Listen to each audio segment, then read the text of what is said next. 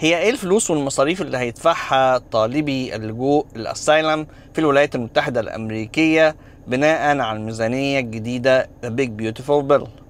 ده موضوع مهم جدا لان في مصاريف كتيرة زادت عليهم بناء على الميزانية الجديدة. هم شالوا من عليهم حاجة بيسموها الفي ويفر.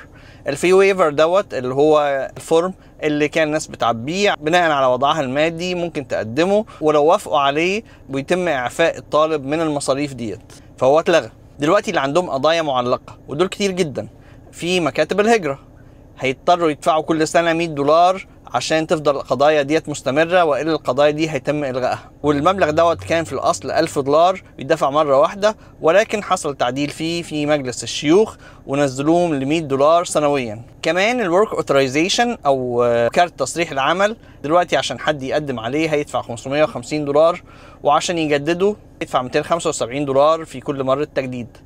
كان الأول كارت العمل دوت بيشتغل لمدة 2 سنين، دلوقتي كارت العمل هيبقى شغال لمدة 6 شهور فقط، فتجديدات أكتر وفلوس أكتر بتدفع. وطبعا طالب اللجوء محتاج كارت العمل بتاعه يفضل شغال عشان يقدر يشتغل بيه داخل الولايات المتحدة الأمريكية لفترة قضيته. كل المصاريف ديت هيتحط عليها أعباء من التضخم، يعني هتكون قابلة للزيادة مع زيادة التضخم كل سنة. وهم استخدموا مبدأ بيسموه pay to play، ادفع عشان تلعب او تستخدم الحاجة او تستفيد منها، مكان مبدأ تاني خاص بالحماية الإنسانية اللي كان من خلاله الناس بتقدر تقدم على الفي ويفر دوت او الفورم بتاع الإعفاء من المصاريف للناس اللي وضعهم المادي لا يسمح.